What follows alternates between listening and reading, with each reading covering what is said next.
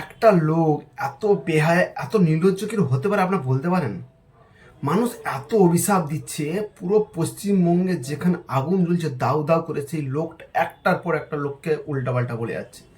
অরিজিৎ সিং, শ্রেয়া ঘোষাল, আজকে পশ্চিমবঙ্গে film industry পুরো খতম হয়ে গেছে এই লোকটার কারণে।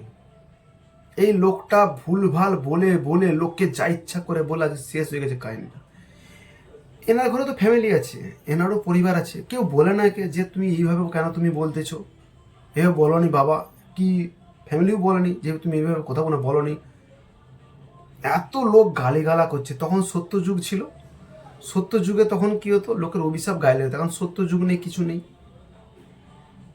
তাই কিছু যা ইচ্ছা করে বলে দিচ্ছে। প্রতিদিন ক্যামেরার সামনে এসে মুখ দেখিয়ে পাও পাও করে বলে যাচ্ছে। এত নির্লজ্জ মানুষ আমি দেখিনি কোথাও পশ্চিমবঙ্গে, এত নির্লজ্জ। কখনো কাঁদছে হাওয়া করে, আমাকে অমুক করে তুমুক করেনি, কখনো আবার প্যারি নিয়ে বলতে চালু করে দিচ্ছে।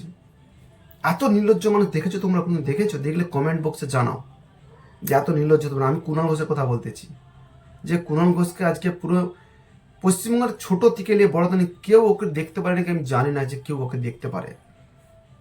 আরও সব নেতারা আছে, কিন্তু এর মতো নির্লজ্জ বেহাবতায় আর কেউ নেই পৃথিবীতে। একটাই ছিল ওয়ান পিস। ভগবান যে কে কোন দেবতাকে যে ফুল ফুল দুলফা দিয়ে বানিয়েছে আমি জানি, যে কোন দেবতাকে ফুল দুলফা দিয়ে বানিয়েছে। আপনারা যদি জানা থাকেন বলবেন, কমেন্টে লিখে বলবেন কোন দেবতা বানিয়েছে ওকে। ঠিক আছে?